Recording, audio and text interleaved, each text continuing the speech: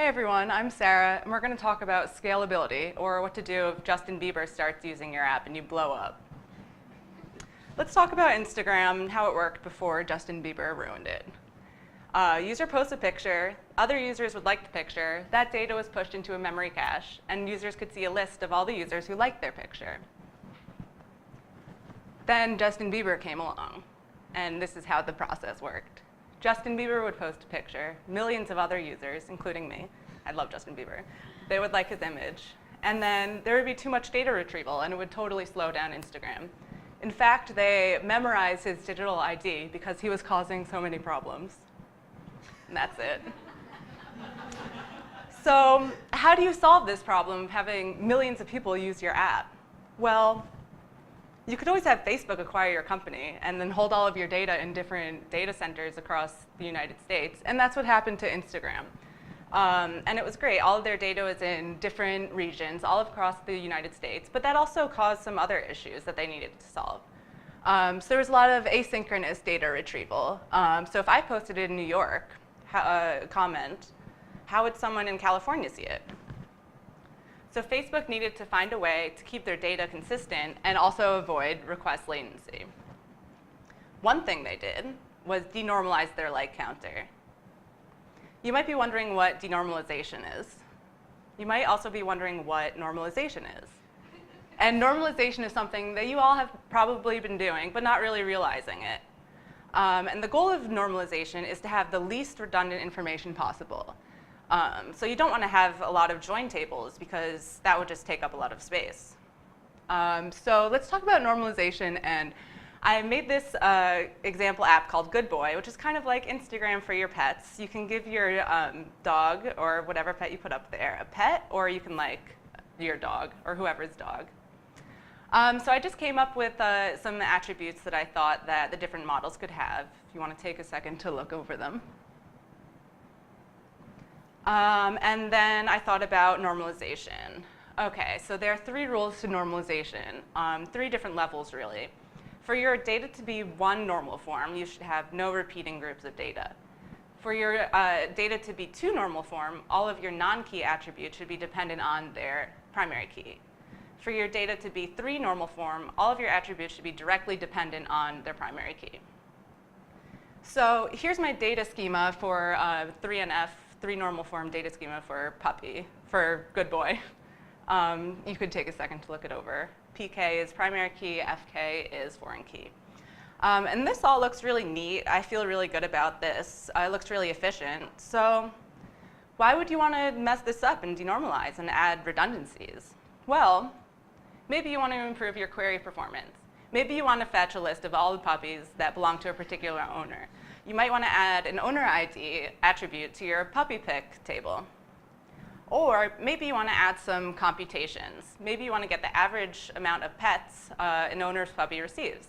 So you can add that attribute to your owner table. And there are a lot of different reasons why you'd want to denormalize. Instagram put their like count, or running like count, on the same database where their liker is stored.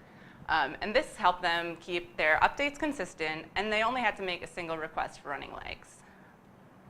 When you're scaling, you want to think more, you want to prioritize the amount of time the user is, user time over data space. You don't want your user to have a slow experience, and you can always just get more data space. So before we were talking about commenting. What if I commented on Justin Bieber's picture in New York? Would he be able to read it in California? Sorry. So something that Instagram did to combat this was use PGQ, which is a database queue for Postgres.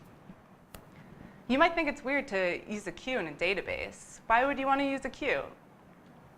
So I added a new feature to Good Boy, and it is this new button. It's an envelope. You click it, and you can email pictures of your puppy to your friends and family.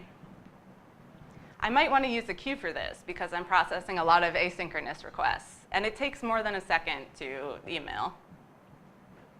So how did Instagram use PGQ to combat latency? Well, let's go through the process. First, someone posts a comment to the database.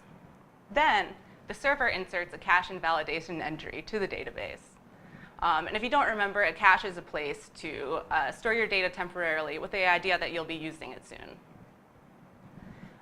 So here's the basic setup for a good boy cache server database relationship, if you want to take a second. Cool. So let's just walk through it. Client would go to Winston's picture page, and the server would send a GET request for all of the puppy pictures with the ID of 12. Then the cache would store the response.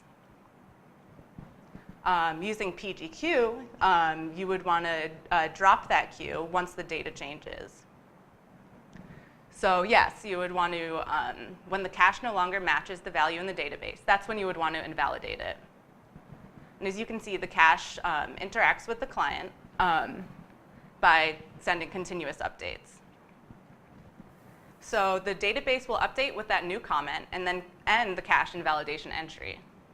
The regional cache is invalidated, and then the front end will read from the database with the newest comment. So as you can see, cache invalidation will increase your operations, but the denormalized counter will decrease the resources needed. So it all evens out. So when would you have to think about using these things like denormalizing your data or using queues in your database? Well, the capstones you're making might not be as big as Instagram at the get-go, but you might want to create a scalability plan where you think of what tools you're using and how you can use them, how you can bring in new tools, and how you can use these tools in the future. Cool, thank you guys. That's all on scalability. Here are my sources. Thank you guys.